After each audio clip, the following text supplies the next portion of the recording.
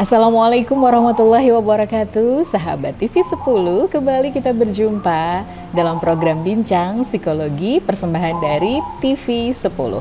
Satu program yang akan mengulas permasalahan-permasalahan yang terjadi dari sudut pandang psikologi dan menghadirkan psikolog. Nah, siapa tahu apa yang kita bahas ini adalah permasalahan yang tengah Anda hadapi, atau mungkin ada permasalahan yang ingin Anda tanyakan langsung. Bisa kami berikan ruang untuk Anda menyampaikan apa permasalahan Anda, apa tema yang ingin dibahas melalui nomor WhatsApp yang tertera di layar. Baik, seperti biasa program Bincang Psikologi akan menghadirkan psikolog, dan sudah pasti Anda hafal ya, kalau saya berada di Padepokan Patrap Surakarta berarti mengunjungi psikolog kita Bapak Setio Purwanto. Halo Pak Setio, Assalamualaikum. Waalaikumsalam. Sehat Pak? Alhamdulillah. Alhamdulillah. Sehat secara fisik dan juga psikis ya. Yeah. Alhamdulillah. Baik, sudah banyak yang masuk dengan memberikan pertanyaan Pak. Nanti salah satunya akan kita angkat dan ketengahkan ya. Tapi sebelum itu salah satu pertanyaannya juga ini kebetulan ada yang hampir sama dengan tema yang akan kita bahas. Hari ini kita akan bahas tentang intuisi. Intuisi. Apa sih intuisi itu, Pak? Iya. Menarik nih, Bang. Intuisi itu apa? Jadi kita itu kadang-kadang kalau mencari satu solusi itu lewat pemikiran ya. Lewat pemikiran. Nah, kalau dengan intuisi itu bisa membypass pemikiran. Jadi, nanti gini loh. Gini. Jadi orang lain masih berpikir gini, dia sudah. Intuisinya sudah jalan. Itu semacam jalan. Perasaan apa, Pak? Ada kait. Kita bicara tentang psikologi, tapi mungkin ada orang yang mengaitkan dengan hal-hal yang magic atau magis gitu. Ya. Tapi tidak ada sama sekali ya intuisi itu? Tidak ada. Jadi manusia itu diberi satu kesadaran, di mana level kesadaran seseorang itu akan menentukan intuisi seseorang. Level kesadaran seseorang menentukan intuisi seseorang. Jadi misalnya begini, saya owner nih di satu perusahaan, anak buah pada ribut gini. Karena kesadaran saya itu sudah melingkupi perusahaan yang saya miliki, enggak tuh gini. Coba aja. Oh iya ya, bener ya. Intuisi, apakah sama dengan insting atau beda? Ya sama. Sama dengan insting ya. Iya. Jadi dalam berbisnis, di dalam menyelesaikan masalah itu intuisi ini sangat penting. Tapi memang kalau dicari logikanya jadi nggak ketemu. Iya, nggak ketemu logikanya. Tapi nanti setelah beberapa saat atau beberapa waktu kemudian, wah iya betul itu kata Pak Bos itu ya, gini. Tepat ya intuisinya. Benar kata ownernya itu. Nah, karena memang si owner ini betul-betul itu kesadarannya itu betul-betul menyadari perusahaan dia gitu, sehingga dia mampu melakukan satu solusi yang itu bagi orang lain itu lewat pemikiran yang mendalam itu, tapi bagi dia enggak. Tanpa dia sadari dia punya intuisi itu. Kayaknya menyenangkan ya Pak ya, punya intuisi terus bisa menebak segala sesuatu dengan benar. Tapi kapan kita harus percaya dengan intuisi? Takutnya itu kan hanya kadang pengaburan dari gitu. Sebenarnya intuisi itu lebih pada mengarah pada satu penyelesaian masalah atau solusi. Contohlah seorang beginilah, ibu ini kan kesadaran terhadap anaknya kan tinggi ya.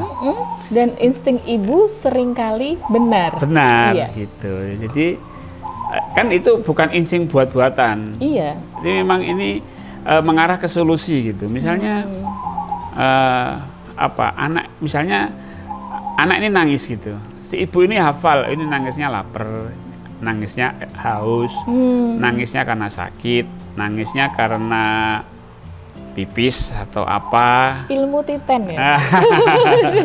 Sebenarnya Iya, intuisi itu kan tadi saya katakan intuisi itu karena kepekaan dia membaca tanda. Kepekaan membaca tanda itu Ya, harus tanda, digarisbawahi. garis bawah ya.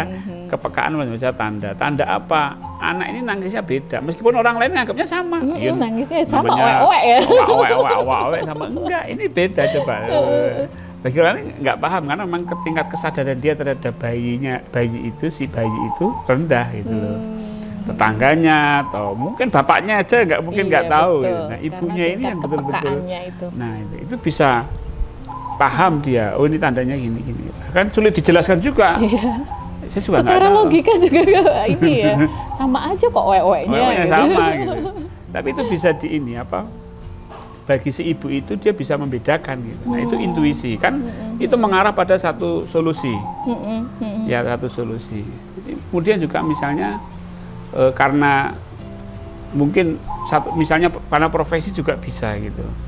Misalnya profesinya sebagai MC misalnya. Saya Master of Ceremony misalnya. Dia ngelihat ini aja audiens. Terus dia harus mengatakan apa itu sudah. Nah, iya. Karena memang sudah bisa juga terlatih, memang kesadaran dia memang untuk membawa suasana, nah, sehingga bisa. Nah, kok Mbak Carla tadi kok bisa menyampaikan tentang ini. Ya, jadi karena intuisi terasah jalan. Gitu kan. No, ya bukan intuisi itu bukan tiba-tiba gitu. Dia melalui sebuah proses yang sudah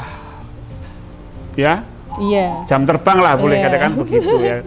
Dan ilmu titen itu tadi ilmu titen. Yang jelas ya. Jadi tidak ada aroma berbau magis itu tidak ada tidak ya. Ada. Ya memang kalau ada orang yang kemudian melatih secara khusus ya untuk mengembangkan intuisi gitu. Mengembangkan kepekaannya berarti. Mengembangkan kepekaannya itu ada misalnya dengan melalui metode-metode meditasi, dengan metode puasa, metode mengulang kalimat-kalimat tertentu. Nah, itu bisa dengan bisa mengasah intuisinya gitu. Terus apakah penting Pak untuk mengikuti intuisi? Kadang untuk membedakannya loh, ini intuisi atau hanya sekedar coba-coba atau apa untung-untungan gitu? Biasanya intuisi itu diiringi dengan satu keyakinan gitu. Bukan satu tebak-tebakan. Bukan satu tebak-tebakan. Bener nanti gini coba. Itu benar terjadi gitu. Jadi ada satu keyakinan. Jadi bukan satu pemahaman yang tiba-tiba kemudian apakah iya, apa benar, apakah ini coba-coba enggak. Jadi ada satu keyakinan. Benar-benar yakin ya. Ini yang dinamakan intuisi untuk membedakannya dengan kalau betul ya syukur, kalau enggak ya. Nah, itu bukan intuisi, itu namanya trial and error. Jadi kalau intuisi itu ini solusinya. Gitu. Ini solusinya. Jadi tepat gitu. Bukan trial and error, coba dulu ini coba dulu ini itu namanya masih coba dan salah, trial and error. Beda dengan intuisi. Nah, intuisi sifatnya berbeda. Sifat berbeda. Ya, kan tidak hanya masalah bisnis ya seperti ini. Karena bisnis itu misalnya ini barang ini di sini laku ini, dibawa ke sana pasti nggak laku. Betul itu. Kalau itu nggak laku dia. Ilmunya apa? Ya ilmu titen. Jadi ilmu titen kemudian ilmu membaca tanda. Ini pasti di sini suka. Nah, itu penting, kepekaan intuisi, kepekaan berbisnis. Kemudian kalau kita berkeluarga misalnya berkeluarga itu ada intuisi dengan pasangan gitu. Jadi penting ya seorang pasangan, seorang suami atau seorang istri itu memahami pasangannya. Ya intuisinya jalan gitu loh. Wah, ini kalau saya oleh-oleh bakmi pasti suka nih. Ini hujan nih tak bawain gorengan pasti seneng ya. Itu intuisi ya ini gitu. Kalau anak juga sama sebenarnya. Anak ya sama, kita memahami bagaimana pertumbuhan perkembangan anak. Oh, ini harusnya gini kan nih. Jadi akan meminimalisir masalah. Ya kalau orang jualan itu akan meminimalisir kerugian. Dengan minimalkan intuisi, resiko ya kalau untuk pebisnis. Karena di dalam kita kehidupan ini tidak semuanya itu lewat pemikiran gitu. Kadang-kadang hal-hal tertentu kita butuh refleks, butuh seketika gitu loh. Dan yang bisa seketika itu ya intuisi itu. Gitu. Jadi yang dia bisa memberikan kita secepat kilat tanpa proses berpikir. Ya contoh lah misalnya kalau seorang petinju lah, petinju itu kalau harus proses berpikir kan kena bisa, dulu kan. Diserang ya, dulu ya. Karena pesilat itu kalau harus pakai intuisi juga pakai intuisi, dia pakai gerak refleks namanya. Refleks itu intuisi gerak. Jadi dia bisa menghindar, bisa nangkis itu dengan sudah tidak berpikir lagi. Kalau masih berpikir ya telat ya. Tapi Pak. dia berlatih untuk bisa seperti itu tuh bertahun-tahun. Butuh proses ya, butuh bukan proses, hanya langsung ya. Ya, sama dengan misalnya seorang psikolog yang menangani seorang klien. Ya, tadi kan MC kan memang audien ya. Kalau psikolog kan berarti klien gitu. Ya, klien datang sudah cerita, gitu. Nanti intuisinya jalan dia, gitu. Jadi sangat menguntungkan apabila memiliki intuisi. Bisa dilatih, bisa diasah, bisa diasah. Kita nanti obrolkan lebih lanjut. Jangan kemana-mana, kami segera kembali untuk Anda setelah jeda. Tetap di Bincang Psikologi dari TV 10.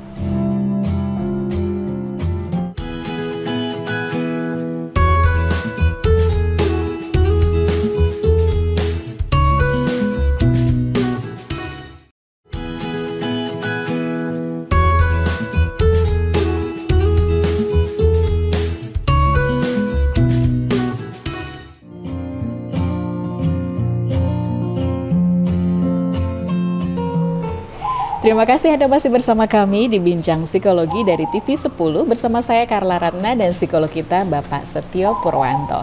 Hari ini kita bicara tentang intuisi. Tadi sudah dijelaskan intuisi itu apa, kemudian kapan kita harus percaya intuisi. Karena kalau itu benar intuisi, itu berarti kita benar-benar yakin ya Pak ya. Yeah. Nah, ini ada satu pertanyaan Pak dari yang sudah mengirimkan WhatsApp di nomor yang tertera di layar yang sering kita sampaikan, dari Pak Ismanto di Bantul. Oke, Pak Is. Ya, ini ditampilkan di layar. Adakah hubungannya dengan keadaan rohani, iman, takwa seseorang? Adakah hubungannya dengan intuisi? Ya, kalau kita ambil kesimpulan sih, keimanan seseorang itu apakah berpengaruh terhadap intuisi seseorang, Pak? Iya, peran keimanan seseorang itu kan sebenarnya di kesadarannya ya. Semakin beriman, semakin sadar, begitu? Ya, karena untuk bisa orang beriman itu pakai kesadaran. Oh, orang beriman pakai kesadaran. Betul, ya, kan? Konsepnya begitu. Jadi orang beriman tuh dia akan lebih sadar, lebih aware. Nah, semakin sadar seseorang, intuisinya akan semakin kuat. Ya. Jadi kalau kita semakin kuat iman kita kepada Allah, maka intuisi kita itu akan peka, akan lebih sensitif. Sehingga tanda-tanda yang tadi kan keimanannya kepada Allah ya. Jadi tanda-tanda yang Allah berikan di alam semesta ini akan terbaca oleh intuisinya dia. Jadi intuisinya akan lebih mudah membaca tanda-tanda yang Allah berikan karena dia beriman kepada Allah. Maka kalau ada di satu hadis itu, berhati-hatilah kamu dengan firasatnya orang yang beriman. Jadi orang yang beriman itu firasat itu seperti intuisi. Firasatnya nanti gini, intuisi saya nanti gini-gini. Nah itu hati-hati kamu dengan firasatnya orang yang beriman. Bisa menangkap tanda-tanda yang Allah berikan. Yang Allah berikan. Jadi dalam bahasa hadis itu, karena dia bisa melihat sesuatu itu dengan nur Allah, nur Allah. Jadi ada satu pesan dari Allah yang dia tangkap, kemudian dia paham tentang sesuatu itu yang Allah berikan melalui tanda, sehingga itu menjadi firasat. Jadi firasat ya, jadi tidak ada, memang benar-benar tidak ada unsur magisnya. Tidak ada. Tapi memang misalnya kan ada orang yang peka tuh bisa lihat, oh ya bentar lagi ini hujan nih. Ya ada kalau hujan. Memang dia menggunakan alam bawah sadar itu ada, namanya dengan jin ya. Jin itu kan di bawah sadar itu.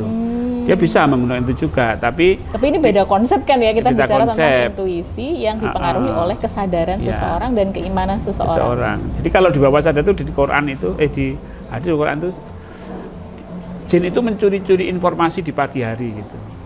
Oh iya. Ya, jadi itu bawah sadar. Jadi bahasanya mencuri itu kan ilegal. Jadi kalau tidak menggunakan tanda-tanda yang Allah berikan ya itu ilegal gitu. Tingkat kepercayaannya diragukan dia. Jadi itu menjerumuskan. Bisa valid, bisa juga menjerumuskan. Bisa menjerumuskan. Karena mencuri itu tadi. Mencuri informasi. Memang lebih baik pakai keimanan. Pakai keimanan. Jadi ya, kalau dasarnya. menjawab pertanyaan dari Pak Ismanto ya. Pak Ismanto dari Bantul. Dari Bantul ya. Itu apa namanya sangat berpengaruh. Sangat berpengaruh. Karena memang intuisi itu kaitannya dengan keyakinan. Ini keyakinannya kepada Allah. Jadi akan semakin beriman seseorang, intuisinya akan semakin peka. Saya semakin tertarik bagaimana untuk mengasah intuisi ini. Kok sepertinya manfaatnya banyak sekali gitu ya. Bisa jadi solusi juga soalnya Pak ya. Bagaimana Pak melatihnya atau mengasah intuisi? Iya. Jadi melatih intuisi itu kita berusaha untuk mendengarkan ya. Mendengarkan? Ya, mendengarkan. Kata hati atau apa? Ya, mendengarkan apa yang muncul di dalam diri kita. Jadi latihannya, ya latihannya itu di pagi hari, coba menulis apa yang muncul di dalam pikiran. Kan pikiran itu jalan terus kan, nggak mungkin pikiran berhenti. Nah itu tulis aja. Ini mikir apa, ini nulis pikiran. Jadi kayak dia merekam pikiran, tulis itu, tapi menulis ya. Nah itu akan menyambungkan nantinya, akan lebih peka dengan intuisi-intuisi yang muncul di dalam pikiran dia akan lebih paham.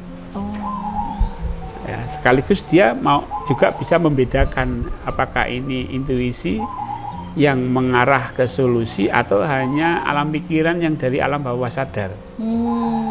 Nah kalau dari alam bawah sadar tentu itu banyak errornya ya.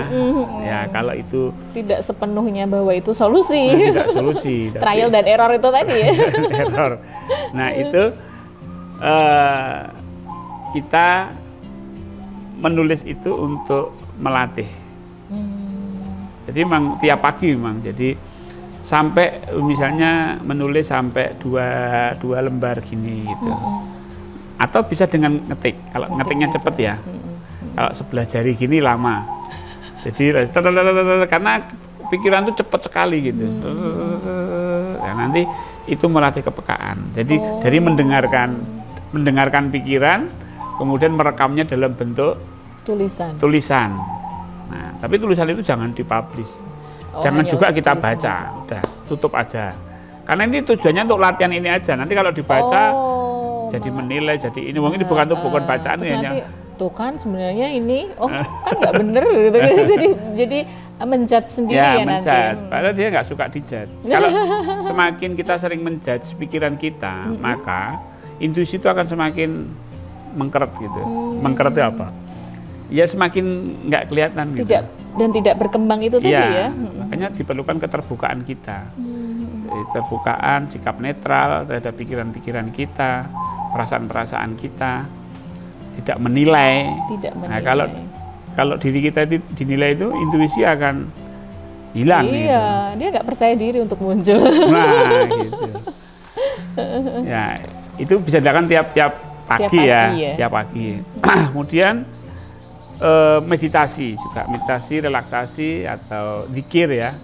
Zikir pagi, petang gitu. Tapi dengan kesadaran. Karena tadi bahwa keyakinan kita kepada Allah, kesadaran kita akan Allah, sadar Allah, itu akan meningkatkan kepekaan intuisi. Ya, kepekaan intuisi.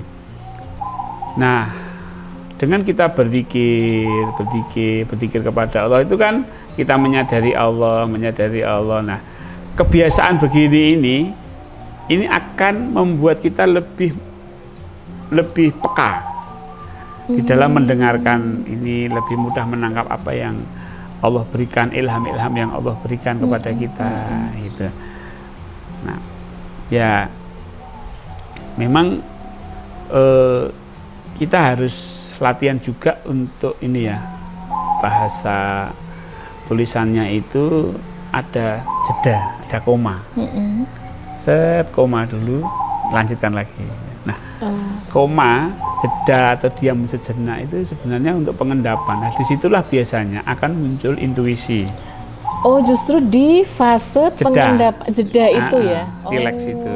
Munculnya intuisi. Ya, makanya kayak tokoh-tokoh penemu-penemu seperti lampu.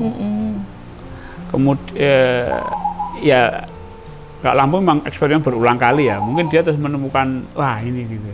Nah kemudian seperti Newton juga. Newton itu kan menemukan gaya gravitasi kan bukan melalui proses berpikir ya, tapi proses intuisi. Ini berarti di bawah ada magnetnya nih, karena apelnya jatuhnya ke bawah.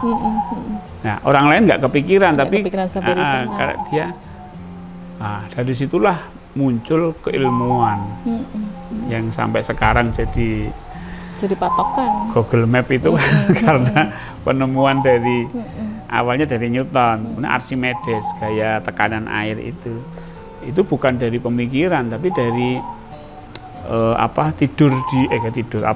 berendam di air, airnya meluap, loh ini berarti ada tekanan air. Dari mengamati itu ya? Ya bukan mengamati, sebenarnya dari intuisinya jalan aja. Oh berarti solusinya tadi gini karena ini ada tekanan air gara-gara saya tidur di mandi di bathtub itu tadi. Airnya jadi meluap. Nah, meluap. Jadi proses jeda itu penting. Kadang-kadang kita harus meluangkan waktu sehari itu 15-30 menit untuk diam, duduk sejenak gitu.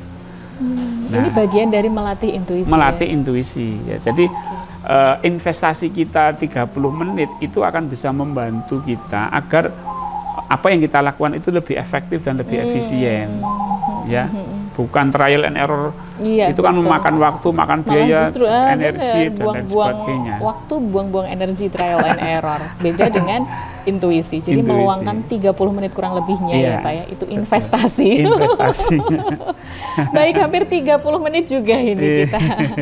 Sebelum sampai di penghujung acara Pak, ada yang mau disampaikan terkait tema kita hari ini? Iya, manusia dibekali oleh Allah itu kesadaran, awareness. Maka Islam itu iman ihsan ya. Iman Islam itu dia lebih ke kesadaran yang nantinya ini akan menumbuhkan, salah satunya manfaatnya adalah menumbuhkan intuisi seseorang. Nah, intuisi ini akan bermanfaat sekali untuk kehidupan kita. Ya, banyak sekali Allah menurunkan ilham kepada kita itu melalui proses intuisi. Sehingga kalau kita paham dengan apa yang Allah ilhamkan kepada kita, maka masalah-masalah kita itu akan mudah selesai. Gitu ya solusinya. Solusinya ya itu tadi dari melatih intuisi kita. Karena dari situ nanti kita akan peka dengan apa yang sudah Allah munculkan sebenarnya ya sebagai tanda-tanda gitu untuk kita. Oke, luar biasa sekali obrolan kita. Pak Ismanto dari Bantul, terima kasih sudah bergabung. Semoga dapat menjawab pertanyaannya bahwa memang ada kaitannya ya Pak ya antara hubungannya keimanan seseorang terhadap intuisi. Ini tadi sudah dijawab oleh Pak Setio Purwanto. Terima kasih ilmunya Pak Setio. Sama-sama. Kita berjumpa kembali insya Allah di lain kesempatan. Saya Carla Ratna dan juga Bapak Setio Purwanto undur diri. Oh ya, sebelum berpisah jangan lupa ini sampaikan keluhan Anda atau mungkin permasalahan Anda melalui nomor WhatsApp yang tertera di layar. Pak Setio nanti siap menampung. Pak Setio siap menampung. Kita perbincangkan insya Allah di episode berikutnya. Baik, Carla Ratna dan Bapak Setio Purwanto undur diri, menjumpai Anda kembali di lain kesempatan. Tetap selalu setia bersama kami di TV 10, Inspirasi dan Edukasi. Wassalamualaikum warahmatullahi wabarakatuh. Sampai jumpa.